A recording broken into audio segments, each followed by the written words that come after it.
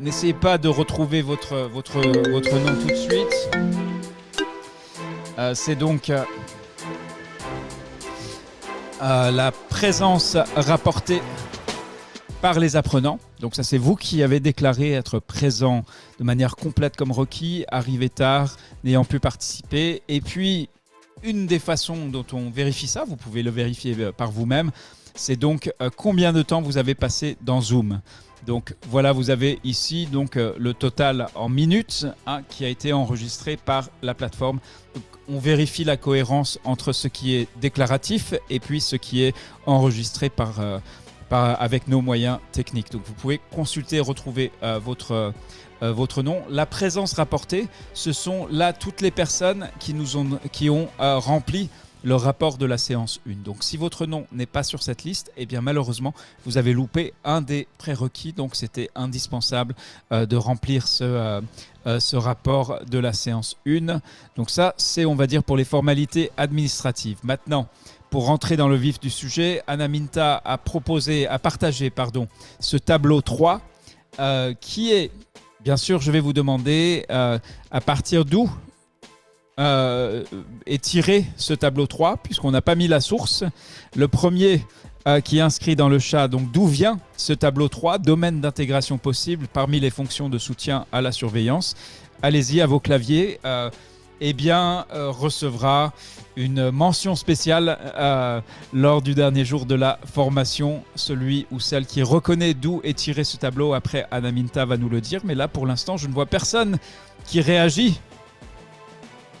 Ok, merci Brice. Voilà, tout simplement. Donc Anna, c'est à vous. Pourquoi avez-vous décidé de partager ce tableau ?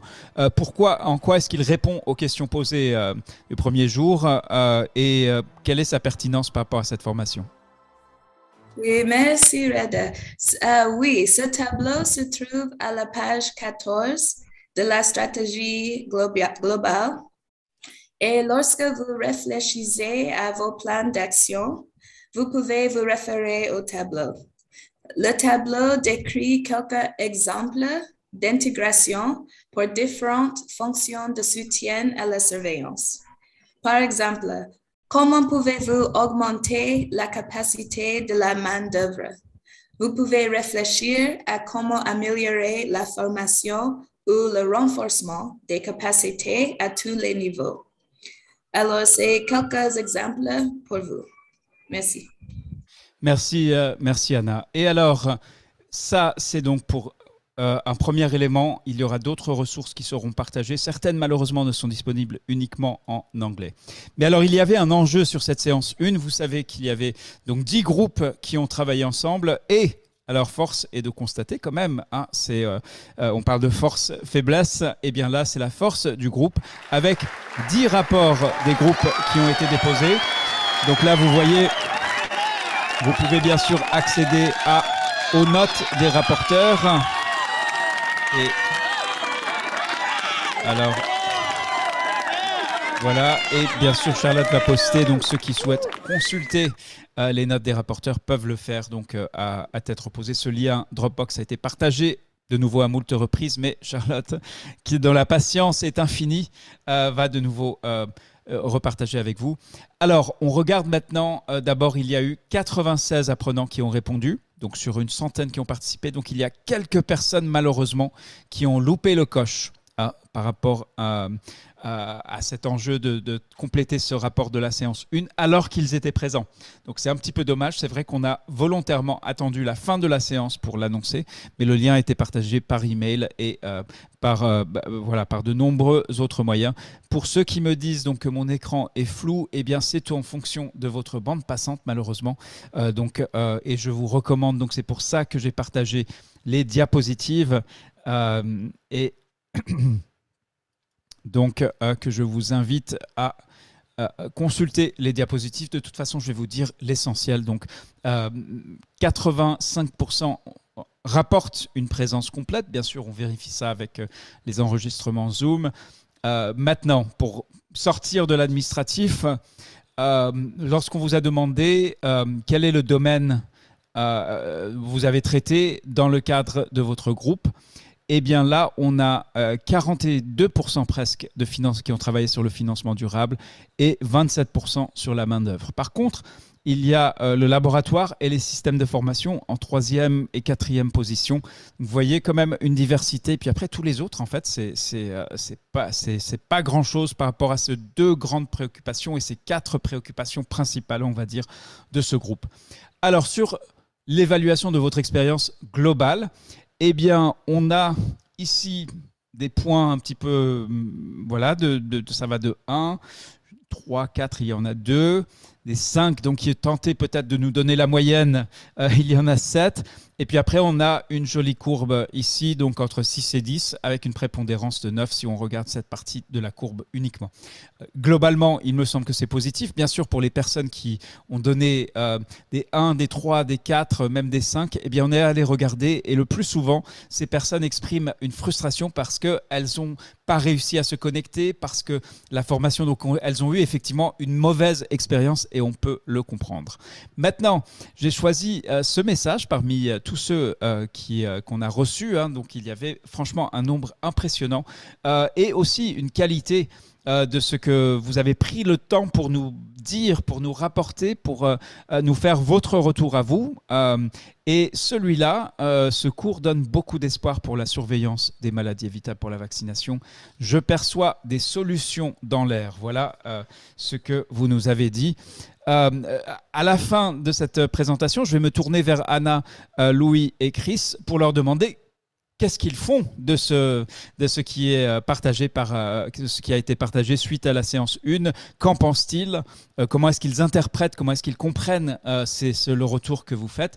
Qu'avez-vous trouvé de plus utile dans les discussions de petits groupes? Alors, beaucoup de partages fructueux, surtout le partage d'expériences de terrain. On a essayé de choisir des citations représentatives. Sachez qu'il y avait vraiment des centaines de retours puisque chaque personne a pris le temps pour détailler un petit peu son appréciation. Maintenant, le renforcement de la motivation.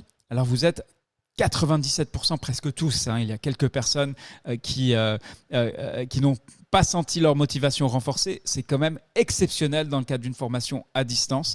Et surtout, la prise de conscience de problèmes communs malgré les contextes différents. Donc, vous voyez ici cet apprenant qui nous dit « Pour l'instant, c'était une mise en bouche. Je me suis imprégné des diverses approches très enrichissantes. » Est-ce que vous allez utiliser vos acquis de cette première séance dans votre travail? Alors là aussi, c'est du 97%. Nouvelle méthode d'apprentissage, on vous a demandé comment est-ce que cela se compare aux ateliers présentiels où il y a probablement voyage, déplacement, tout frais payé dans un hôtel avec du temps de qualité où on peut passer avec ses collègues ou des collègues qu'on ne voit pas souvent. Eh bien, vous nous dites le rythme est accéléré, mais je pense que cette méthodologie donne ses fruits parce que le groupe a produit en quelques minutes ce qu'il pouvait produire en plusieurs heures. Vous voyez d'autres commentaires, bien sûr, à l'écran.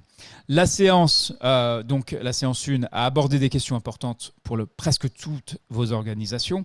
Donc là, on parle non seulement au niveau individuel, mais l'unité d'analyse dans le cadre de la formation, c'est bien donc c'est l'organisation. Et des choses vraiment très précises que vous avez tirées au niveau. Donc, par exemple, j'ai appris les difficultés liées à la collecte et au convoyage des échantillons au Niger. C'est quand même très précis. Comment sont financées les activités du système de surveillance? Et puis, je pense quelque chose qui, nous avons presque les mêmes défis dans différents pays. L'État devrait financer les activités de surveillance des MEV au lieu de seulement compter sur le financement des partenaires. Ça, c'est un constat qui a été fait par les anglophones également. Donc, 96% pertinent par rapport aux défis auxquels vous faites face. Et là, on est sur du 90%. J'ai appris quelque chose de nouveau qui m'a fait penser différemment. Sur les améliorations, alors là aussi, vous avez été très franc et c'est une très très bonne chose. Donc d'abord, quelqu'un a constaté que dans les groupes, il y a parfois des gens qui monopolisent la parole, qui sont de gros orateurs et il peut être difficile pour les personnes timides de s'exprimer. Donc je vous demande de votre vigilance par rapport à ça. C'est vraiment une norme du groupe à mettre en place, de s'assurer que tout le monde a la parole.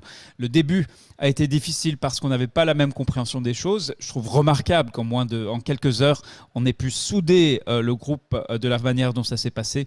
Le début a été plus difficile parce que voilà, et il faut plus de temps pour les discussions de groupe. Alors là, il y a une ironie particulière, c'est-à-dire lorsqu'on demande aux apprenants adultes qu'est-ce que vous souhaitez, ils nous disent on veut plus de contenu, plus de présentation, plus de temps sur les séances.